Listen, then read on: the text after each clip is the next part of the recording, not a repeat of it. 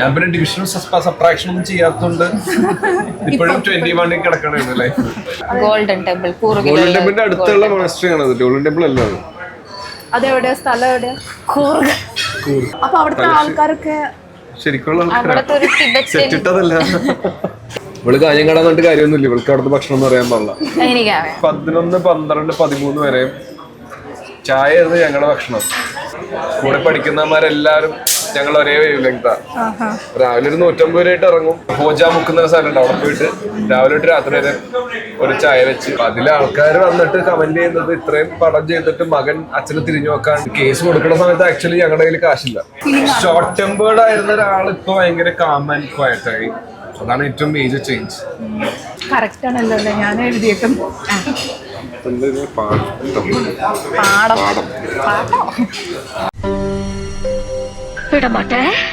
അൻപോട് എന്ന് പറഞ്ഞ വാക്കിന്റെ അർത്ഥം അഫെക്ഷൻ എന്നാണ് വരുന്നത്. നമ്മൾ പലപ്പോഴും നോക്കിക്കഴിഞ്ഞാൽ തമിഴിലാണ് നമ്മൾ ഈ അൻപോട് എന്ന് പറഞ്ഞ വാക്ക് കേൾക്കുന്നത്, അൻപ്, അൻപോട്. പക്ഷെ ഇപ്പൊ നോക്കിക്കഴിഞ്ഞാൽ മലയാളികൾക്ക് വളരെ പ്രിയപ്പെട്ട ഒരു വാക്കായി മാറിയിരിക്കുകയാണ്. So on that note let me welcome on to my show ഞാൻ വിടമാട്ടെ by Keerthi, the team Anpodu Kanmani. Welcome to the show. എനിക്ക് ആദ്യം ചോദിക്കാനെന്ന് വെച്ചാൽ അൻപ് ഞാനിപ്പോൾ പറഞ്ഞതുപോലെ അഫെക്ഷൻ എന്നാണ് അതിന്റെ അർത്ഥം വരുന്നത്. നിങ്ങൾക്ക് ഒറ്റ വാക്കിൽ ഡിസ്ക്രൈബ് ചെയ്യുന്ന പറഞ്ഞാൽ വാട്ട് ഈസ് അൻപ് for you in your life? Family. ഈ ഒരു മൂവി എനിക്ക് തോന്നുന്നു അങ്ങനെ കംപ്ലീറ്റ്ലി ഒരു ഫാമിലി ആയിട്ട് റിവോൾവ് ചെയ്ത് കംപ്ലീറ്റ്ലി ഒരു ജോണർ വരുന്ന ഫാമിലി മൂവി എന്നുള്ള ഒരു ഇതായിരുന്നു അല്ലെ, ഫീൽ ഗുഡ് മൂവി. ഈ ഞാൻ ഓൾറെഡി നമ്മൾ പ്രസ് മീറ്റിന്റെ സമയത്ത് ഞാൻ ചോദിച്ചൊരു കാര്യം, പക്ഷെ ഒന്നുകൂടെ ഞാൻ ചോദിക്കണം. ഇപ്പം നമ്മൾ നോക്കിക്കഴിഞ്ഞ് കഴിഞ്ഞാൽ ഈ ഒരു ഫിലിമിൽ അനീഷ് ഇതിന്റെ റൈറ്റർ ആയിട്ടുള്ള അനീഷ് ചേട്ടന് അദ്ദേഹത്തിന്റെ ഫ്രണ്ട് ബിനുവിന് വേണ്ടി ഒരു സെറ്റ് വീട് പണിത് കൊടുക്കുന്ന ഒരു കാര്യം നമ്മൾ കണ്ടിട്ടുണ്ട്. അപ്പം ഈ വീട് കൊടുക്കുന്ന കീ കൈമാറാൻ വരുന്ന സുരേഷ് ഗോപി സാറാണ്. അപ്പം സാറിന്റെ ഇപ്പം ഇത്രയും വലിയൊരു കോസ് ആയതുകൊണ്ടാണല്ലോ ആള് ഇതിന് യെസ് പറഞ്ഞത്. അപ്പോൾ ആളുടെ ഒരു റെസ്പോൺസ് എന്തായിരുന്നു when you told about the movie? ഇത് ഫസ്റ്റ് ഇൻ മലയാളം ഇൻഡസ്ട്രി ഇങ്ങനെ ഒരു കാര്യം നടക്കുന്നത് അല്ലേ? അപ്പൊ ആളുടെ ഒരു റെസ്പോൺസ് എന്തായിരുന്നു? സുരേഷ് ഗോപി സാറിന്റെ ഭയങ്കര ഹാപ്പി അതുകൊണ്ടാണ് വന്നത്. പിന്നെ കൂടുതൽ ഡീറ്റെയിൽ ആയിട്ട് പ്രൊഡക്ഷൻ ടീമിനെ അറിയുള്ളൂ അതിനെപ്പറ്റി എന്താണ് ഇങ്ങനെ റെസ്പോണ്ട് ചെയ്തത്. ഈ ഒരു പരിപാടി മലയാള സിനിമയില് മലയാള സിനിമ എനിക്ക് മേജർലി സിനിമ ചരിത്രത്തിൽ തന്നെ ആദ്യമായിട്ടായിരിക്കും ഒരു വീട് ഉണ്ടാക്കിയിട്ട് ഹാൻഡ് ഓവർ ചെയ്യുന്നത്. അപ്പോൾ ഇതെല്ലാം ഒത്തു വന്നം ആക്ച്വലി. ഇങ്ങനത്തെ ഒരു വീട് ആയിരിക്കണം, സെറ്റ് ഇങ്ങനെ ആയിരിക്കണം. അപ്പൊ എല്ലാം ഒത്തു വന്നാൽ മാത്രമേ നമുക്ക് അത് പൂർണ്ണമായി ചെയ്തു കൊടുക്കാൻ പറ്റുള്ളൂ. അല്ലാണ്ട് പേരിനൊരു വീട് ഉണ്ടാക്കിയിട്ട് നമുക്ക് കൊടുക്കാനും പറ്റൂല. അപ്പൊ അങ്ങനെ എല്ലാ സാഹചര്യം ഒത്തു വന്നുകൊണ്ട് ഭയങ്കര പീസ്ഫുൾ ആയിട്ട് അത് എല്ലാവരുടെയും സ്വപ്നം നടന്ന പോലെ വീടായി. ഷൂട്ട് കഴിഞ്ഞ ആക്ച്വലി അതുകൊണ്ട് നിൽക്കാൻ പറ്റില്ല. ഈ ഷൂട്ട് എങ്ങനെ ഉണ്ടായിരുന്നു? ബിക്കോസ് ഞാൻ കണ്ടു നിങ്ങളുടെ ന്യൂ ഇയർ സെലിബ്രേഷൻ ഒക്കെ ഭയങ്കര അടിപൊളിയായിട്ട് നിങ്ങൾ ചെയ്ത്. അത് പാക്കപ്പ് ഡേ ആയിരുന്നു തോന്നുന്നു, ന്യൂ ഇയർ സെലിബ്രേഷൻ അല്ലേ? ക്രിസ്മസ് സെലിബ്രേഷൻ ആയിരുന്നു.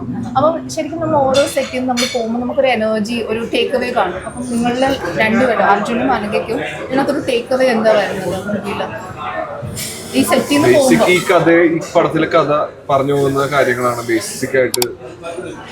കാരണം ഒരു മനുഷ്യന്മാരായ രണ്ടാൾക്കാർക്ക് എന്തൊക്കെ രീതിയിൽ ടോർച്ചറിങ് ആവാം, ഏതൊക്കെ രീതിയിൽ അത് എഫക്ട് ചെയ്യും, ഏതൊക്കെ രീതിയിൽ അവരുടെ ഫാമിലി ലൈഫ് എഫക്ട് ചെയ്യും എന്ന് പറഞ്ഞു പോകുന്ന സബ്ജക്റ്റാണ് അനുഭവം. അപ്പൊ അത് എങ്ങനെയൊക്കെയാണെന്നാണ് പടത്തിൽ പറഞ്ഞു വെക്കണം. അപ്പൊ അത് കൂടുതലും സിനിമ കണ്ട് മനസ്സിലാക്കാം. അനഘയുടെ കാര്യം നോക്കി കഴിഞ്ഞാൽ അനഘ ഇപ്പം മാരി ചെയ്തിട്ടില്ല, പക്ഷെ ഇപ്പൊ ചെയ്തിട്ടില്ല. അല്ല, സിനിമയിൽ എപ്പോൾ നോക്കിയാലും കല്യാണം കഴിക്കുന്നുണ്ടെങ്കിലും റിയൽ ലൈഫിലില്ല. അപ്പം ഈ ഒരു മൂവി ചെയ്യുന്ന സമയത്ത് എപ്പോഴും ഏതൊരു പോയിന്റിൽ did it scare you, like thinking ഈ ഒരു ഇങ്ങനത്തെ കാര്യങ്ങളിലൂടെ ഒക്കെ ഇപ്പം കുട്ടിയാവുന്ന പ്രോസസ്സ് മാത്രമല്ല, ഈ പലപ്പോഴും പ്രെജുഡൈസസ് നമുക്ക് സൊസൈറ്റിയിൽ നിന്ന് വരുള്ളൂ. അപ്പൊ ഇങ്ങനത്തെ കാര്യങ്ങളൊക്കെ ചിന്തിച്ചായിരുന്നു, ലൈക്ക് എപ്പോഴെങ്കിലും ആ റിയൽ ലൈഫ് ആയിട്ട് കമ്പയർ ചെയ്തു? ഒരിക്കലും ഇല്ല. ലൈക്ക് ഇതിലിപ്പോ ചെയ്തു വെച്ച ക്യാരക്ടർ ഞാനും തമ്മിൽ പ്രത്യേകിച്ച് ബന്ധമൊന്നുമില്ല. അപ്പൊ അതുപോലത്തെ എന്തെങ്കിലും ഒരു സിറ്റുവേഷൻ വരുവാണെന്നുണ്ടെങ്കിൽ എങ്ങനെ റിയാക്ട് ചെയ്യും എന്നുള്ള കാര്യം എനിക്കറിയാം.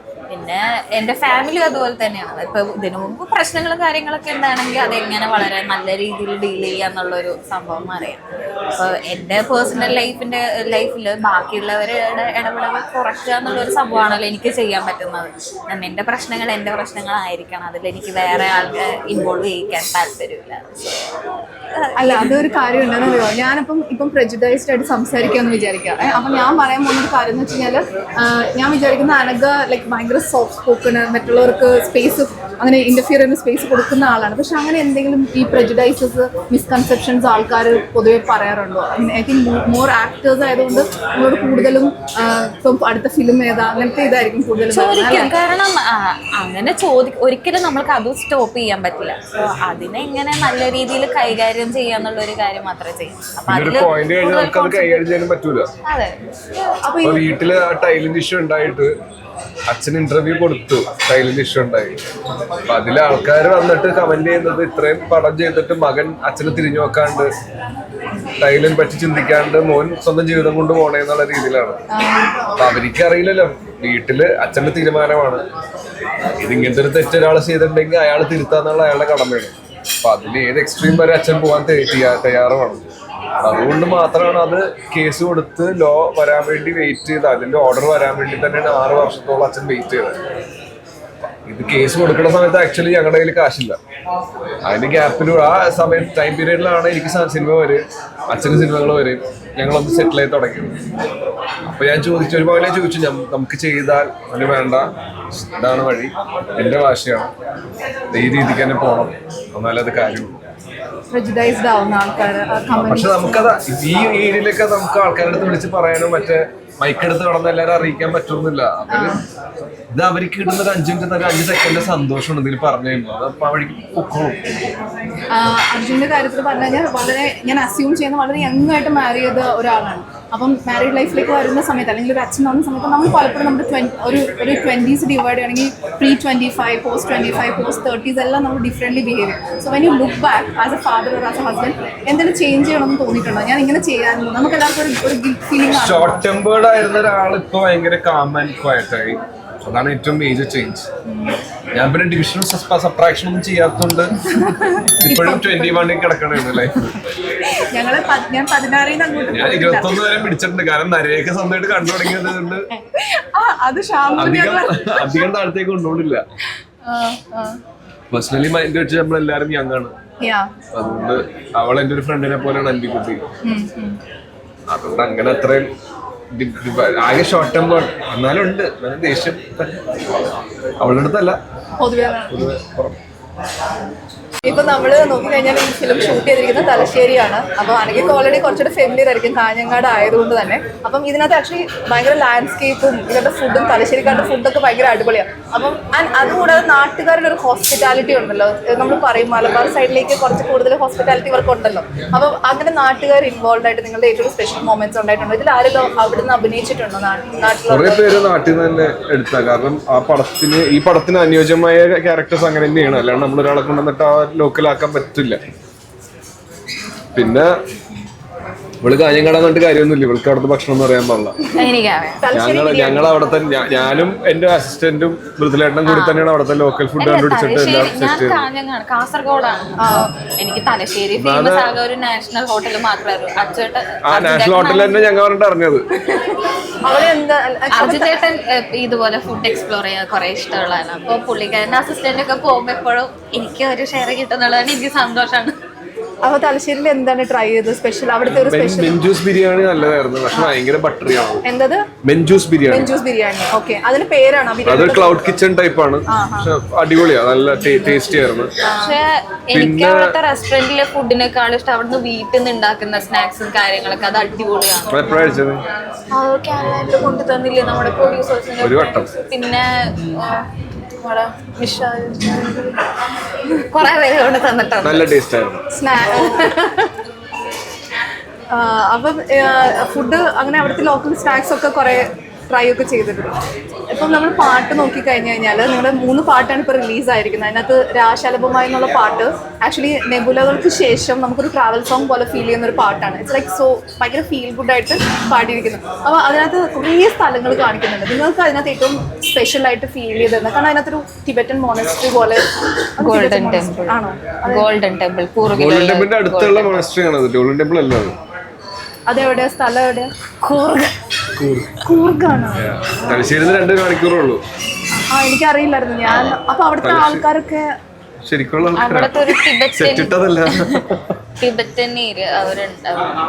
അപ്പൊ ആ ടിബറ്റൻ ആൾക്കാർ തന്നെ അവിടെ ജസ്റ്റ് ഒരു മറ്റേ ഗൊറില്ല ഷൂട്ട് പോലെ വിത്തിൻ ടക് ടക് സെക്കൻഡ്സിൽ ഷൂട്ട് ചെയ്തെടുത്ത് പോയ ഒരു പരിപാടിയാണ് അവിടെ.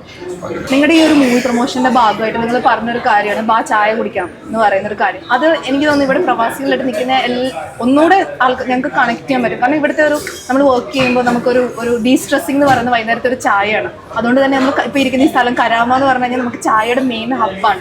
അപ്പം ശരിക്കും നിങ്ങളുടെ ലൈഫിൽ, അർജുൻ്റെയോ അനഘയുടെയും ലൈഫിൽ നിങ്ങൾ പേഴ്സണലി വരുന്ന സമയത്ത് ബാ ചായ കുടിക്കാൻ പോകുന്നത് ഒരു ഫ്രസ്ട്രേഷൻ വരുന്ന സമയത്തായിരിക്കും, ഹാപ്പി മൊമെന്റ്സ് ആയിരിക്കും, എങ്ങനെയായിരിക്കും അത് കൂടുതലും? എല്ലാത്തിനും ചായ കുടിക്കാൻ തോന്നുമ്പോൾ ചായ കുടിക്കും. പക്ഷെ ഈ ചായ കുടിക്കാന്നുള്ള ഒരു സംഭവം തന്നെ ഫ്രണ്ട്സായിട്ട് ജസ്റ്റ് ഒന്ന് ചില്ല് ചെയ്യാന്നുള്ളൊരു എന്റെ പോയിന്റ് ഓഫ് വ്യൂ വെച്ച് നോക്കുകയാണെങ്കിൽ എനിക്ക് അതാണുള്ളത്. 2011, 12, 13 വരെ ചായ ആയിരുന്നു ഞങ്ങളുടെ ഭക്ഷണം. ഇപ്പൊ നമുക്ക് സിനിമയില്ല, സിനിമയിൽ കയറുന്ന പോലെ അറിയാൻ പാടില്ല. DJing ചെയ്താൽ അവിടെ കുളമായിട്ട് ആകെ അലമ്പായി വീട്ടിൽ നിന്ന് തീരുമാനമായിട്ട് ഇരിക്കുന്നത്.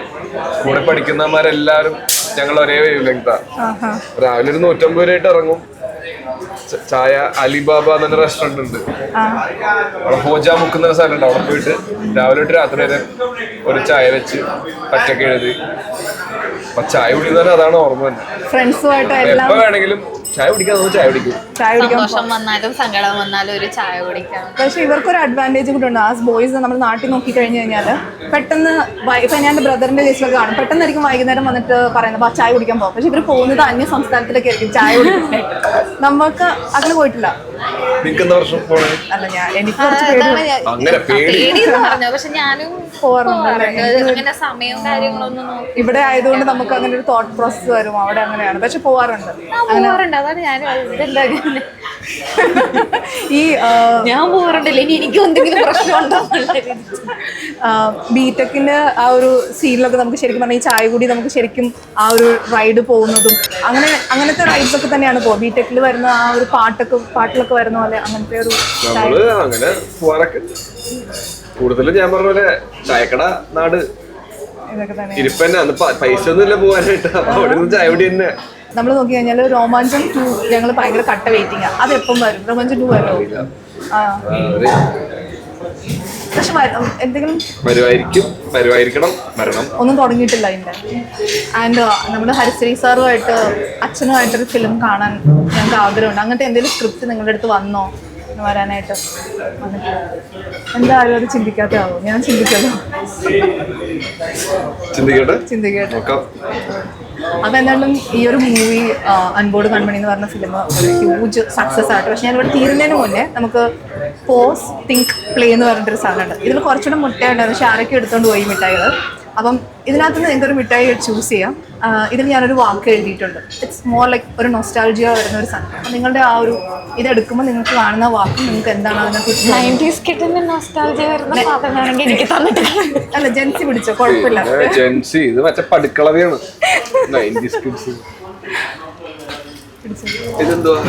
അത് കോട്ടൺ, നാടൻ കോട്ടൺ ക്യാൻഡി.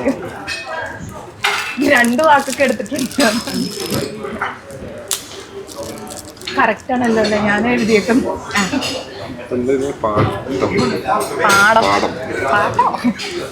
പാടം ഏറ്റവും കൂടുതൽ ഓർമ്മ എന്താ വെച്ചാല്, അല്ല ഈ ഇടക്ക് പാലക്കാട് ഷൂട്ടിന് പോയപ്പോ അൻപി വന്നിട്ടുണ്ടായി ചെറുത്. അപ്പൊ എന്റെ അടുത്ത് പാടത്തിലേക്ക് കൈ ചൂണ്ടിട്ട് അച്ഛാ വാട്ട് ഇസ് ദാറ്റ് എന്ന് വെച്ച്. എന്താ വെച്ചാ പാടം പാടം ഇവിടെ ഓർക്കണം. ഇതൊന്നും കണ്ടിട്ടില്ല ഇവര്. ഇപ്പോഴത്തെ പിള്ളേർക്ക് ഇതൊക്കെ എല്ലാം അറിയാം എന്നുള്ള ലാസ്റ്റ് മറ്റേ സീന ഇതൊക്കെ കൊണ്ടുപോയി നടക്കൂടി നടത്തി ഇതൊക്കെ കാണിച്ച് എന്താണെന്നൊക്കെ പറഞ്ഞു കൊടുക്കാൻ ശ്രമിച്ച്. പക്ഷെ അർജുൻ ഐഡിയ മനസ്സിലായി, എന്താണെന്നൊരു ഐഡിയ കിട്ടി. പക്ഷെ പൂർണ്ണമായിട്ടൊന്നും മനസ്സിലായിട്ടുണ്ടാവൂല. പക്ഷെ അർജുന്റെ മെമ്മറിയില് പാടം എന്ന് പറയുമ്പോൾ ഫസ്റ്റ് വരുന്ന ഒരു മെമ്മറി എന്തായിരിക്കും? പാടം എന്ന് പറഞ്ഞാൽ പാടത്ത് കളിക്കാൻ പോകുന്നതും ചെളി ചവിട്ടി നടക്കലും. കൃഷി അറിയാത്തോണ്ട് അത് അത്രയില്ല. പക്ഷെ ഇതൊക്കെ എനിക്ക് മെമ്മറി. എനിക്ക് ഉച്ചയൂണാണ് എനിക്ക് ഏറ്റവും ഇഷ്ടമുള്ള ഒരു കാര്യമാണ്. പിന്നെ സദ്യ കഴിക്കാൻ വേണ്ടി മാത്രം ഞാൻ പല പ്രോഗ്രാംസും അറ്റൻഡ് ചെയ്യാറുണ്ട്. ആ ഒരു ഒറ്റ ഉദ്ദേശത്തിൽ 3 നേരം അറ്റൻഡ് ചെയ്യാറുണ്ട് പ്രോഗ്രാം. ബ്രേക്ക്ഫാസ്റ്റ് അല്ല, പക്ഷെ ഉച്ചയോട് വീട്ടിലൊക്കെ എങ്ങനെയാണ് സാധാരണ? മീൻസ് അമ്മ നിങ്ങളുടെ അമ്മ ഉണ്ടാക്കും. എനിക്ക് ഏറ്റവും കൂടുതൽ ഇഷ്ടം വീട്ടിൽ നിന്ന് ഉണ്ടാക്കുന്ന ഫുഡാണ്. അപ്പോ എന്റെ വീട്ടിൽ നിന്നും കഴിക്കും, ഫ്രണ്ട്സിന്റെ വീട്ടിൽ നിന്നും കഴിക്കും. പൊളിയാട്ടാ. ഇത് എവിടെന്നാ? പേറ്റന്റ് എടുക്കും ഞാൻ ഇനി എല്ലാ അടുത്ത ആഴ്ച നമ്മൾ കാണുമ്പോൾ ഞാൻ താങ്ക് യു. എല്ലാവരും ഒന്നും ഉച്ചയൂണ് കഴിക്കുന്നത് എന്റെ ഒരു ഹോബിയാണ്. ഇത് ദിലീപ് ഏട്ടന്റെ ദേപ്പുട്ടി എന്നാണ്.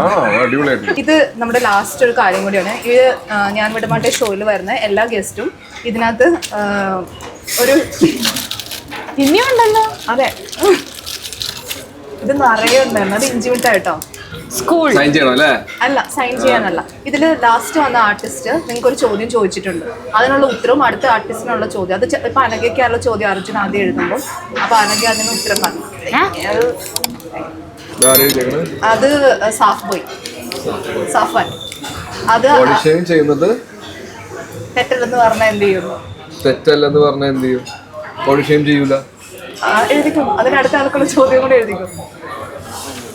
എന്നിട്ട് ഞാനൊരു ക്വസ്റ്റ്യൻ എഴുതാം. അപ്പുറത്തെ പേജിൽ എഴുതിക്കും. ബോഡി ഷെയിം ചെയ്യുന്നത് തെറ്റില്ല എന്ന് പറഞ്ഞാൽ എന്ത് ചെയ്യും? ബോഡി ഷെയിം ചെയ്യും അല്ലേ? അതല്ലേ ചെയ്യാൻ പറ്റാ. ഇനി ഞാനൊരു ക്വസ്റ്റ്യൻ എഴുതണം. ഒന്ന് അർജുൻ പറയുന്ന ചോദ്യത്തിനുള്ള ഉത്തരം എഴുതിയിട്ട് അടുത്ത ആൾക്കുള്ള ചോദ്യം. അടുത്ത ഗസ്റ്റ് ആരാന്ന് അറിയില്ല. മറ്റേ സാധനം ഇട്ടോട്ടെ. എന്താണ്? ഓ, ജസ്റ്റ് കിഡിങ്. റൊമാൻസ് ഉണ്ടല്ലോ അല്ലേ?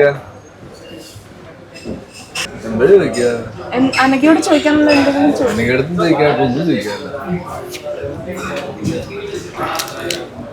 ഇതാ ഇത് അത് കഴിച്ചിട്ട് പറത്തി വിടുന്നതാണ്. ഇത് കഴിച്ചാലേ പറത്തി വിടാൻ പറ്റുള്ളൂ.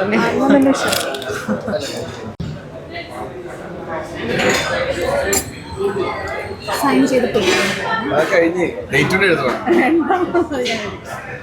കോഴിയാണോ കോഴി മുട്ടയാണോ ആദ്യം ഉണ്ടായത്?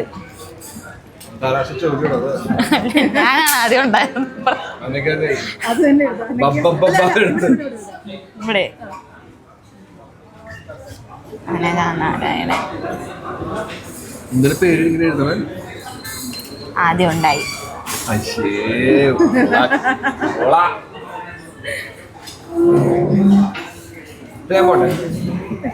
കിട്ടിയല്ലോ. ഒരു ചോദ്യം കൂടെ, അടുത്ത ആൾക്കുള്ള ചോദ്യം. പിന്നെ ഈ ചോദ്യത്തിന് വിലയില്ലാതായി കളഞ്ഞു.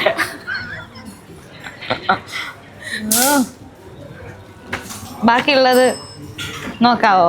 അത് അനശ്വരി എഴുതിയത്. ഏത്? ഇത് അനശ്വരി എഴുതിയത്. Biggest bullshit you have ever done. Sorry, biggest bullshit you have ever done. എന്താ ചോദിക്കും? എനിക്ക് പ്രത്യേകിച്ച് ചോദിക്കാനൊന്നുമില്ല. ചായ കുടിച്ചോ? നിങ്ങളുടെ ഫിലിമിന്റെ പ്രൊമോഷനോ? എന്നെ അറിയാത്തവരാണെങ്കിൽ അടുത്തത് എഴുതിയിട്ട് കാര്യമില്ല.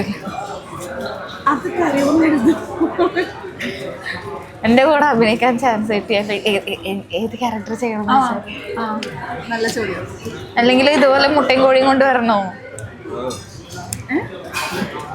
മുട്ടയും കോഴിയും കൊണ്ട് വരേണ്ടി വരും. ആരായി എന്താവാനാണ് ആഗ്രഹം? അല്ല, എന്തായി ജനിക്കാനാണ് ആഗ്രഹം?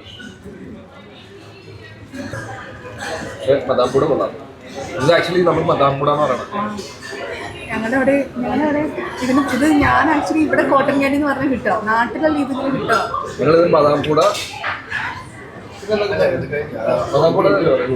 ആണല്ലേ? ഹിന്ദിക്കാരനുണ്ട്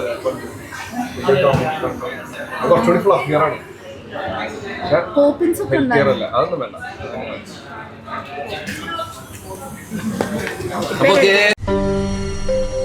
വിടമാട്ടെ.